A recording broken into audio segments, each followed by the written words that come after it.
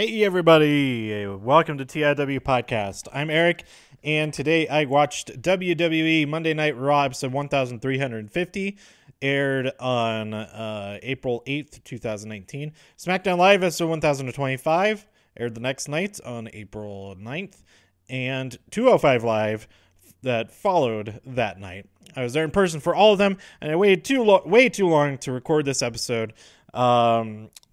So I'm just going to combine them. I'm recording this on Monday morning of the following week. So I didn't want to get so far behind that I was like behind the next week and all that. Lots of stuff happened in both of these episodes. A lot of the same stuff happened on SmackDown as on Raw. It was like kind of repeated stuff. So I'm not going to go, I didn't take notes. I don't necessarily remember everything that was going on. I'll just go through some of the memorable things, the things that stood out to me. First of all, we got a Bray Wyatt buzzard or dinosaur or something puppet talking about, or just laughing. He wasn't even talking about stuff. He was just laughing. So that was weird. We got to see that on both shows. Lars Sullivan came and beat up, who did he beat up? Was it Kurt Angle? Kurt Angle wished Baron Corbin good luck, or he wished Baron Corbin all the luck in the world. Bad luck, and then hits him with the Angle slam. That was pretty funny. But then Lars Sullivan comes out and beats up Kurt Angle, hits him with a flying headbutt. And then the next night, he comes out and attacks. Who did he attack? Was it the Usos? He attacked a tag team. It might have been after the 6-man tag team. We had an awesome 6-man tag team match. Who were they even fighting? It was...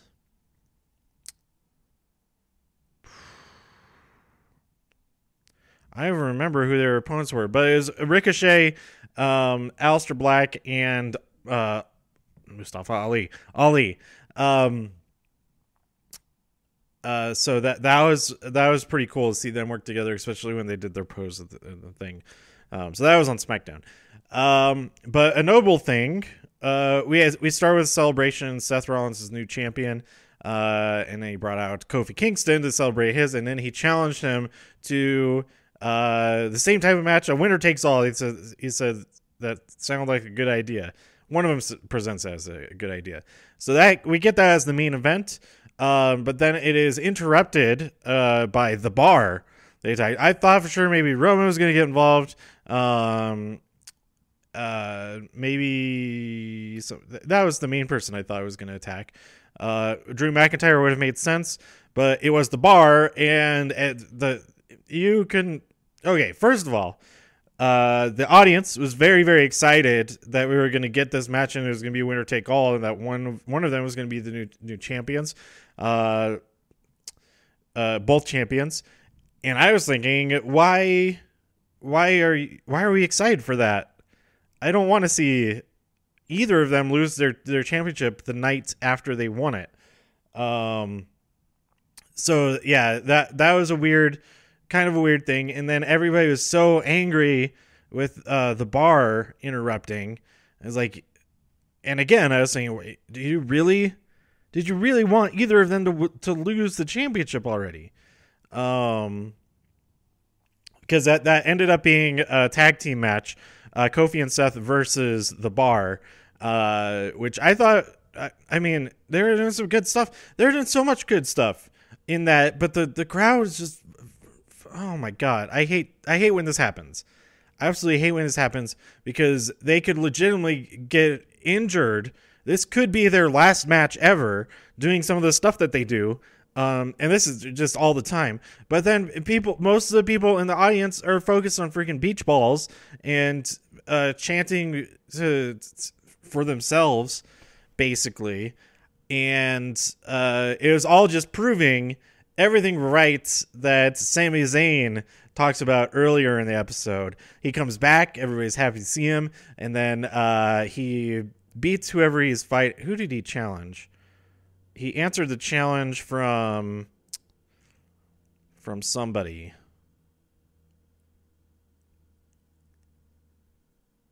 Was it? Oh, I don't even remember. But everyone was happy to see Sammy, but then afterwards he's like, well, this proves that it seems like you missed me, but I didn't miss you at all. And he goes on a rant about how the only, I mean, I don't talk about this on a podcast about it, but I feel like I don't really, I feel like I'm very positive, for the most part, very positive about the matches that I watch and all that stuff. And I find the positive things to talk about, and I think and what I enjoy about it. And then if it is a negative, anything negative I talk about, I think for the most part is the negative experience of like being in a crowd that's not enjoying it, and that kind of thing. Like I don't know, but maybe I'm just as bad as anybody else. But saying like the only way to be a fan now is to criticize, and that's such a good point. Like guy was sitting near me. It just kept saying, no, that's not going to happen. It's be too soon for that to happen. Blah, blah, blah. That kind of stuff. It's throughout the entire match, and then also being very objectifying of the women, which I did not. That wasn't cool. But like throughout the week, it's not everybody at all. Nothing is everybody of wrestling fans and all that, but to some of the phrases because they're just talking about like relationships between wrestlers, and to describe them as like, oh, those two are banging, like that kind of thing. Like, no, that's that's so gross. Like to it's not gross that they're doing that, or you know what I'm saying? Like to say it that way, to refer to it as that, not to say like, oh, those two are together. Like that's a lot more palatable to everybody's ears. To say, oh, those two are banging. Ugh, gross. But anyway, what was I talking about? I don't know. Sami Zayn is back, and he hates us, and he's. I don't blame him. I don't blame him for hating us. What else happened on Raw? It was 3 hours of stuff. Why can't I remember anything else? It was 3 hours of stuff. Oh, Alexa Bliss, she returned to in-ring action to fight Bayley, and she beat Bayley, and I guess she was supposed to maybe beat both her and Sasha, like back to back, maybe. I don't know. But Bayley is the only one who appeared on this episode, so we'll see what's going on with Sasha. I hope she sticks around. Rumors that she tried to quit, because I don't know. I think a lot of conjecture, like there's a lot of stuff, a lot of rumors that are going around that can't really be verified as much as it normally is, because after SmackDown, everybody gets off. They have time off the rest of the week. There are no live events the rest of this week. The first time they're back is either on Monday Night Raw the following week. So a lot of people are just like, off doing their own thing, off on vacation. Like all of that could be read into, oh, they're just all hanging out in Cancun or something. It's like, yeah, that doesn't mean anything that other than that they have time off so they can actually go and relax for a week. Also, a lot of injuries. And it seems like at least a handful of them are injuries that have been nagging injuries until now, but now they finally they made it to WrestleMania, and now they're like, okay, now I can take care of this and get some rest or get surgery or physical therapy, all of that. Let's see who's injured. I guess Daniel Bryan is injured. We don't know I haven't heard any details about that, but there's rumors about that. AJ Styles was injured, but he let us know that he should be fine because he didn't break anything. He was just like his whole body was just beat up that he could barely walk after the WrestleMania match or something like that. Yeah, go search it. I might be misrepresenting what all was happening, but he said that he got checked out and that his hip was messed up, but that there's nothing broken, so that's good. But Nia Jax, both of her knees or both of her ACLs are torn. That sucks a lot. So I hope that recovery for her goes well. Who else? Ronda Rousey, I guess, broke her hand during their match. Both her and Charlotte, neither of them appeared on Raw or SmackDown, but our Becky Two Belts, she comes out on both shows because she represents both shows now. And as she said, well, she issues that challenge. So I'm going to fight everybody and I'm ready to knock the heads off all you dopes. So as she's exiting from Raw, Lacey Evans appears. She uses the women's right, and it's somewhat effective. They brawl on the stage there, and then we also get Lacey Evans appear the next night. While Becky's back is to the entrance, she comes out and gets the jump on Becky that time. And yeah, so I guess that's going to be our next title defense. Which title will it be for? That is the question. I think that Becky will probably successfully defend against Lacey Evans at Money in the Bank, but then whoever has won the contract will then challenge Becky for like right after that match. They'll challenge her for the other championship that she wasn't defending in the Lacey Evans match. That's what I think is going to happen. And that will get one of the belts, one of the championships back onto its own show. Because until then, Becky is going to be pulling double duty. She's going to appear on both shows, which I think everyone's pretty much fine with that, as long as it's not just the same segment on each. Hopefully it's different enough.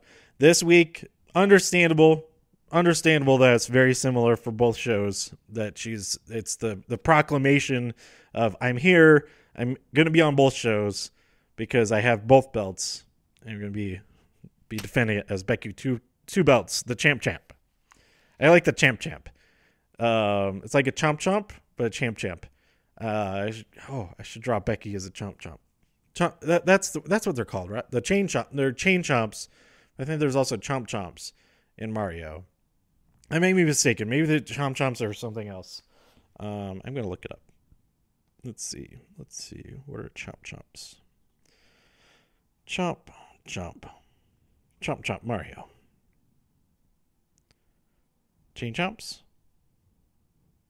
But what are chomps? Maybe some people just call them chomps. What are chomps?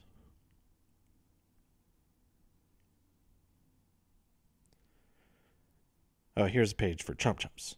Chomps are enemies that appear in Super Mario RPG. They are golden and stronger version of chomps. Oh, so that would make even more sense. It's a golden chain chomp. Golden chain chomp. Okay, anyway. Oh yeah, the bar in the main event of Raw. I was kind of happy about that. That was really cool. I love both of those guys. And they're in the main event the next night as they open up the show. Kofi and the New Day open SmackDown celebrating, and they're interrupted by the bar, and they challenged them in a 6-man tag team match, and they're like, wait, you're not good at math. Like, we met somebody over at Raw who's going to help us out. So Drew McIntyre joins them, 3-on-3 in the main event, but Drew got escorted out of the thing. It seemed like he was injured, but I guess he's not actually injured. But from what I heard, there's no mention of him disappearing or any of that, so that's all kind of strange. But the New Day did win in that match against them. But now Big E is injured. He could be out. If he requires surgery, he could be out for like a while, like a half a year. But if he doesn't require surgery, then it could just be, like a month and a half or something like that. But I bet that he will still be on TV, doing backstage stuff, doing ringside stuff, being a supportive character for Kofi, along with Xavier Woods. So I think really all that means for right now is that they're not going to be going after the tag team championships on either Raw or SmackDown. So a crazy thing, I was sure that some of the happy endings, fun stuff that happens at WrestleMania, like Kurt Hawkins and Zack Ryder winning, I was like, oh, they're going to lose it back. The Revival are going to win back from them, or somebody else is going to win off of them the next night. Like, it's just a one night thing, and and that'll be it. But no, they successfully defended against the Revival. We also had the Iconics. They didn't appear on Raw, but they defended their championship against a local tag team, and they beat them. Half of that tag team is, I forget her name now. I think I have it pulled up on here. What is her? There she is. Chris Statlander. I'm pretty sure, I haven't watched back, but from what I could tell, like looking on the Jumbotron and stuff, I believe that she was one member of that tag team, the Brooklyn Hellas or whatever they're called. I heard something different every time they said it, and maybe they did say something different every time they said it. But I saw her on the Friday before this on Shimmer, and she's awesome. I liked her a lot. I think I talked about this already. But she's her gimmick over there is that she's an alien, and so she's just does all kinds of funny stuff that she does. Like, she doesn't understand what Earthlings are doing, like social conventions, or the thing that I keep telling everybody is like the streamers that get thrown into the ring for these types of shows. She like picked up the streamer, like trying to eat it, and the referee's like, no, don't do that. That's not food. So yeah, she's really, really funny, and she's really good too. And I could see, I'm a fan. I'm a fan of her now, and I can't wait to see more of her wherever she ends up in. If she's in the next Mania Classic, that'd be pretty sweet. Mercedes Martinez got to be in there too. Again, Mercedes is awesome. I saw her on Shimmer as well. But anyway, so like some of those happy endings I thought they would do, with the winner take all in the main events, either Kofi or Seth were going to lose their championship if that actually went through, wasn't interrupted. So that maybe they would undo that. Maybe they would undo the Intercontinental Championship win, but Finn still has his championship. And it seems like Lashley's just kind of moved on from that. He went right on to, I think it was him who fought. Yeah. That was it. They come out. They're upset that they lost, but then they're issuing a challenge to Dean Ambrose, and Leo is just at a loss for words. And Bobby takes the mic. He says, while you're gone, I'm going to take care of your wife for you. He doesn't have that voice. That's not a good impression of him at all. But that pisses Dean off. And but then Dean gets beat up pretty good by Bobby Lashley. And it's his final match in WWE, or so we're told. So at the end of the night, I know I'm skipping a ton of other stuff that happened on this episode, but at the end of the night we had a dark segment. It was after the Kofi and Seth versus the Bar. Kofi is leaving the ring. Seth is still in there. He says, "Wait, hold on. Let's give it up for Kofi Kingston. He is so awesome." All that kind of stuff, and got everybody cheering again. And then he says, "I have to one last order of business tonight," and he asks Dean Ambrose and Roman Reigns to come out, and they give him a proper send off, and it was really nice. We'll talk about how much they mean to him and how much he means to them. And then Dean talks about how the two coolest things that he's seen in his wrestling career was Seth stomping the shit out of Brock's head. No, he didn't say stomping the shit out of Brock's head. He said Seth winning the championship off Brock Lesnar, stomping his face into the mat, and Roman Reigns beating the shit out of cancer. That was when he said shit. And coming back, those are the two coolest things. And yeah, those are definitely very worthy of being the two coolest things for a wrestler to see with his friend, to see happen for his friends, and that's awesome. So yeah, it was really good. There's videos online. I'm sure you could find them if you search on Reddit and stuff of fan videos of audience phone videos from the audience of that send off. It's really good. So let's then talk about SmackDown. I talked a little bit about SmackDown already, but some other stuff that happened on there. Before the show, we had a dark match. Luke Harper fought EC3 and beat him real good. And also, EC3 had Drake Maverick with him as his manager. So that'll be interesting if that sticks. I thought we were just trying that out, see how it goes. But those guys are very, very good friends in real life, and I'm sure they are enjoying getting to work with each other, even though EC3 lost against Luke Harper. But I am super excited for Luke Harper to be back. So next week we have the Superstar Shakeup. We're gonna probably get a few more returns, but we're gonna find out who is actually on each of the brands. I can see the Iconics moving over to Raw, but they don't have to. They could be on whichever brand. They could be over on NXT and have the same thing, and have the championships there. But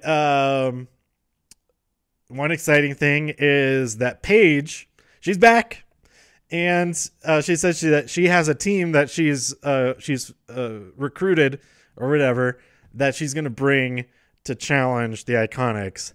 And I think most people are hoping that it is Kairi Sane and Io Shirai, the Sky Pirates, which would be friggin' awesome. It makes sense because they were unsuccessful in neither of them were successful in capturing the NXT Women's Championship at TakeOver New York. But they're so awesome together. And to see them versus the Iconics, I don't know, maybe that's kind of jumping the gun, is that's their debut match. But if they won in their debut match, that would be nuts. But I think there's also the possibility that we get some UK NXT UK or NXT teams, other NXT teams.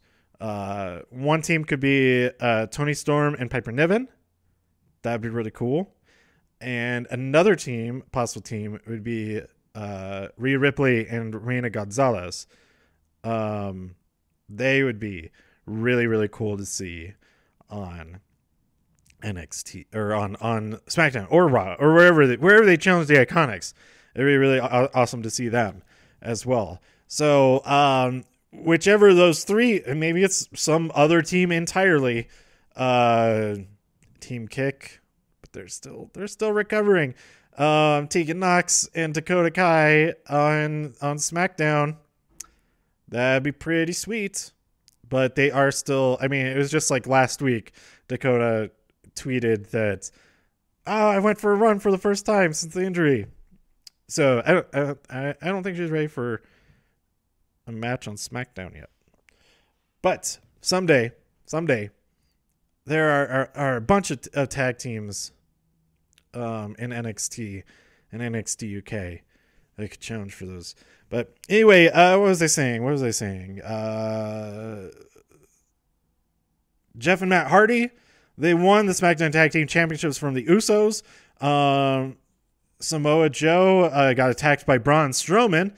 And so even though he does get beat up by Joe, even though Joe does get beat up by Braun in this episode, Joe is the only person coming out of this week on the main roster, Raw or SmackDown, that still has a championship that he entered the weekend with.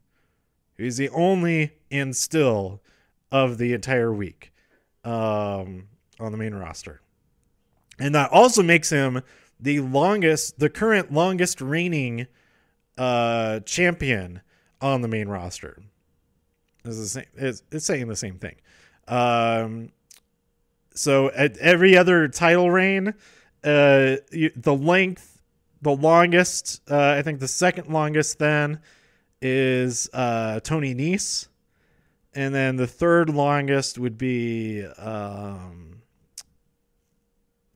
Zack Ryder and Kurt Hawkins. So you just go down the order of the card of how recently they won it, how late in the show did they win. So until the Hardys won, Becky has the shortest reign of everybody. Now she has the second shortest reign. But I guess technically she has the second and third shortest reign because she has 2 championships. But anyway, the point is Samoa Joe, he has the most longevity of all the champions currently. But that could change if Braun Strowman challenges for that championship officially. Let's see what else happened on SmackDown.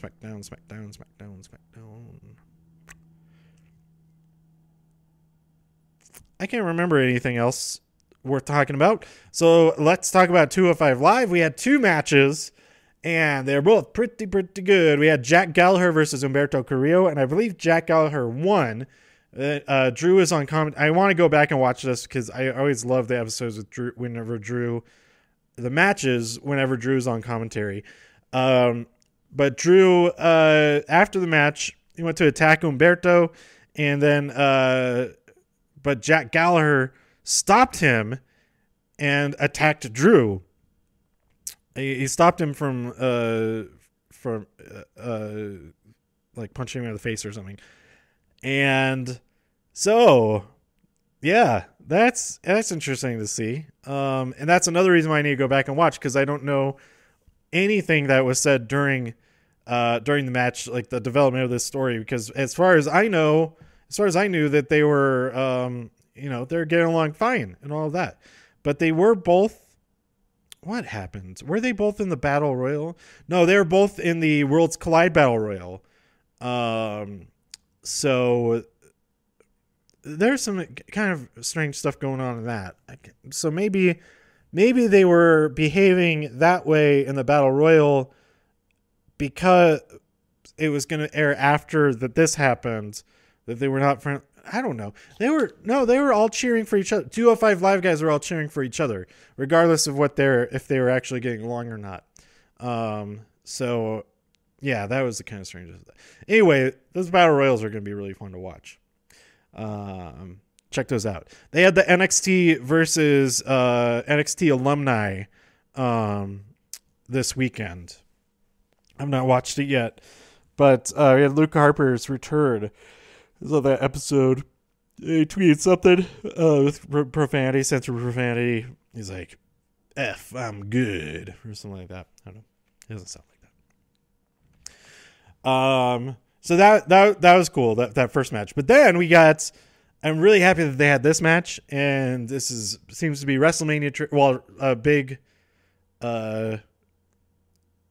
cruiserweight match tradition, that if they're on the kickoff show of the previous pay-per-view, in this case WrestleMania, that the following 205 Live, they're going to have a rematch and do all of the stuff that they really wanted to do in that pay-per-view match. Because this match, Buddy Murphy versus the new champion Tony Nese, was ridiculous, awesome, amazing way to end the weekend, end it with a bang.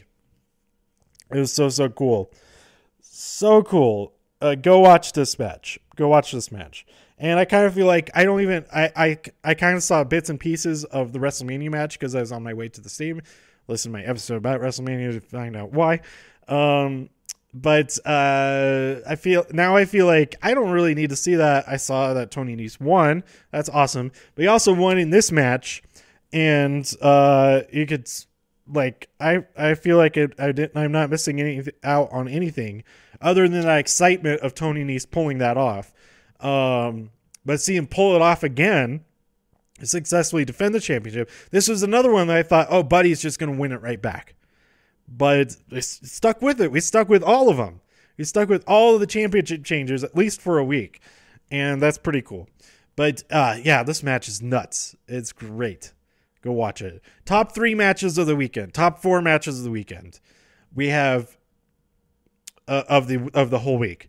I'd say number 1, looking back now, Kofi Bryan. Kofi Kingston versus Daniel Bryan.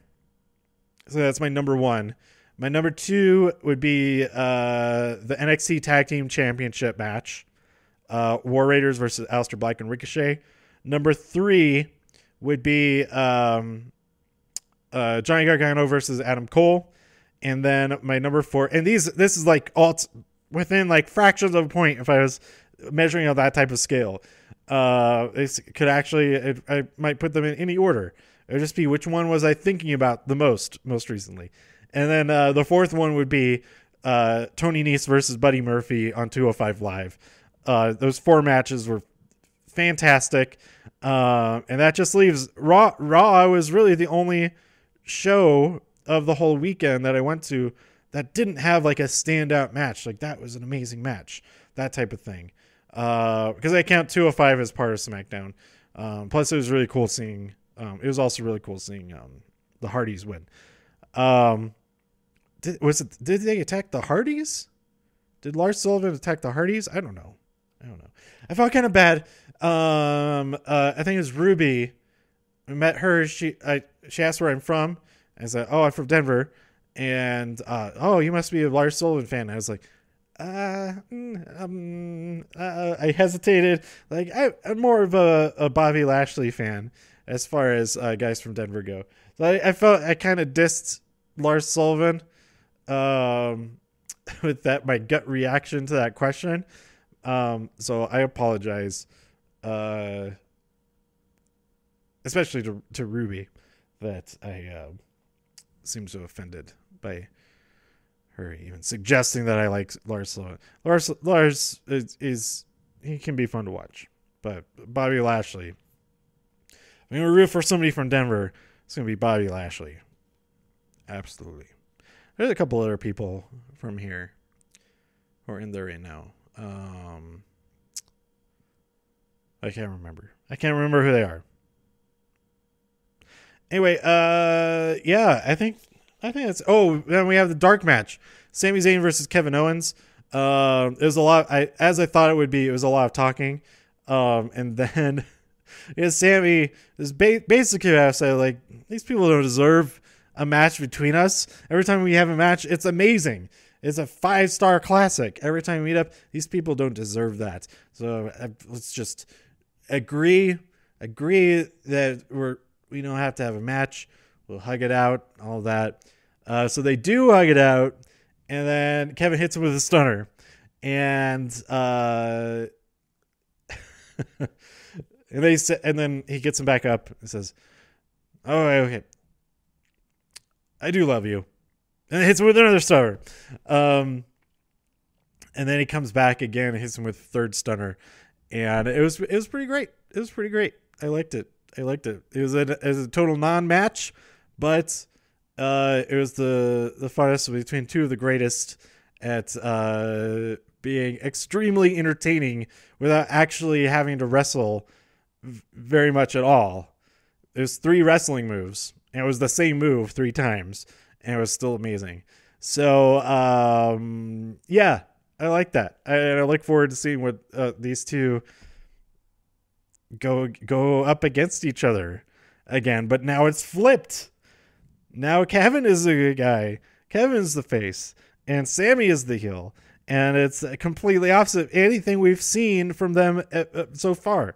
And it's all Kevin's fault. He's the one who got Sammy to come to the dark side, and then Kevin left the dark side, left it behind there. It's gonna be interesting. I'm really looking forward to it. So Superstar Shakeup next week. We already got a small taste of stuff that could be going down. Braun going after Samoa Joe, but Joe may or may not be on SmackDown with the United States Championship. They might flip United States with Intercontinental. I kind of hope that Finn goes to SmackDown. AJ stays on SmackDown. The club stays on SmackDown. And we get the Bullet Club back together again. And then we have the Intercontinental Championship back over on SmackDown. And then if The Miz stays on SmackDown, which would make sense, at least for the next couple of weeks, because Miz and Mrs. follows SmackDown. But if The Miz stays, then he can get back and he can continue his Intercontinental Championship legacy, which would be awesome. But otherwise, if Finn stays on Raw, then I can see The Miz switching back over to there and going back after that championship there. Let's see. Other swapperoonies. Maybe now that the Usos lost their championship, the Raw really needs the Usos, I think. I think the Usos would be a huge gain for the Raw tag team division. But I mean, when you think of SmackDown Live, Usos have been there from the beginning, and they kind of they've made the SmackDown tag team division. Because the New Day, they were still over on Raw for that first year. The Usos, let's say they had their change. They got that attitude. They got that new style in day one-ish. They've just been awesome ever since then. They were awesome before that, but they didn't have that extra that they have. And I'll miss them on SmackDown if they do go over there. But I think Raw really needs them to be on fire. Usos versus Revival. Are you kidding me? That match would be bonkers. Absolutely love that match. We got a weed whacker going on outside. I don't know if you can hear that. Who else? Who else I think might switch? I don't know. I think Alexa Bliss, she's back in action. But if they keep, I think having her on a different show from, I don't know. That is like right outside. That's second floor. Why is it so loud? I did see Alexa Bliss moving, going back to SmackDown, where she got her start, where her reign of terror began. But I would just, whatever is the opposite, I could see her winning the Money in the Bank and cashing in successfully again. She's done it before. She knows how to do it. I could see her taking one of Becky's championships. And I wouldn't be very upset about that at all. Somebody I was talking to had suggested maybe pairing Alexa with Asuka, that they would be a really good pair, and that would be really cool. Whether they're faces or heels, I think that could be really cool. I hadn't even considered that. So I don't know, but it seems like Alexa's just gonna go on a tear through everybody. Now that Ronda's out of the picture, Alexa can shine again and destroy everybody. Bust out some of her new moves. We didn't get to see any of her new moves yet. We didn't even get to see any of her awesome new moves yet. All this like flippy stuff. I think that she's gonna become. I think there's a face turn coming, and that she's gonna do all these super cool flippy stuff like all the time, and it's gonna be awesome. And I am looking forward to that. I hope AJ stays on SmackDown. Maybe Roman Reigns goes over to SmackDown. Maybe see him go after get him and Seth opposite on separate shows for a while. I think that would be good for both of them. Now that the Shield is no more, there's no more. There wouldn't be any more worrying about. Oh, are they gonna turn on each other? Are they gonna stick together? Are they gonna recruit a replacement from D or anything like that? I don't think anybody's talking about that, but yeah. That's really all. I think like the big changes that I kind of hope for. And then we'll have the returning people. We'll see which show that they land on. Since they all like appeared on both, so it's like an unsure thing, like Sami Zayn, Lars Sullivan,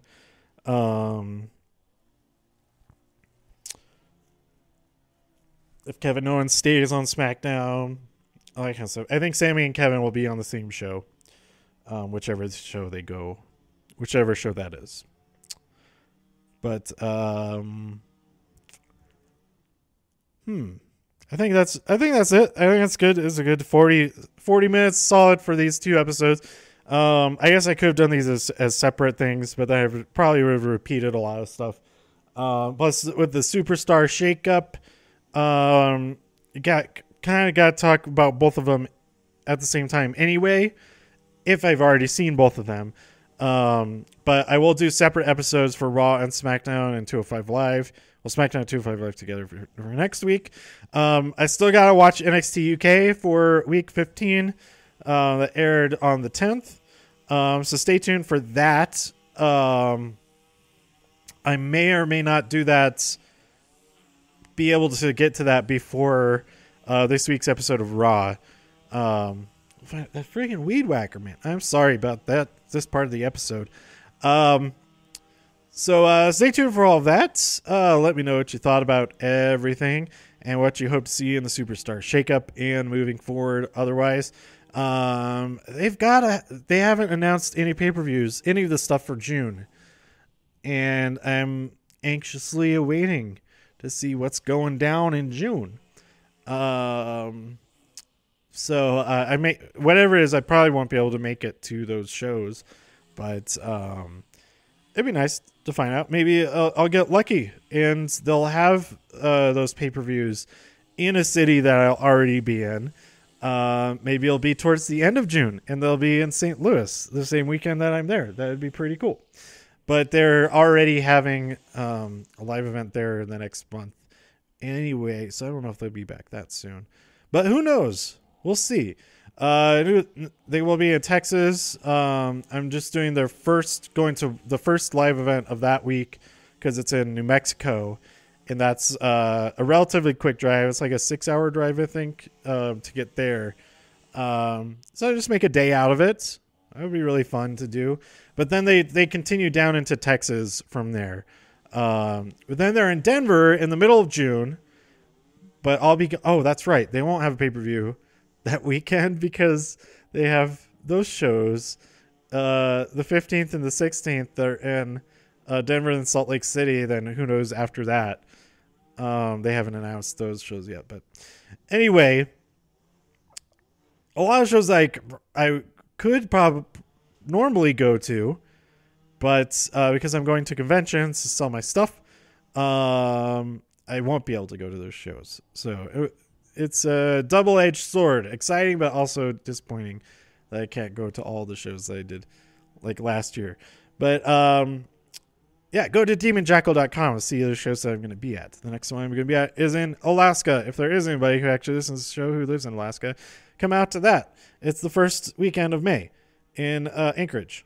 So anyway, tweet me at TIW Podcast. Go to TIWpodcast.com for more reviews. If you enjoyed this episode or anything else on the site, please share some links with your friends. Subscribe on iTunes, Spotify, Stitcher, YouTube, wherever you listen. And I'll see you next time here on TIW Podcast. Thanks for listening. Bye.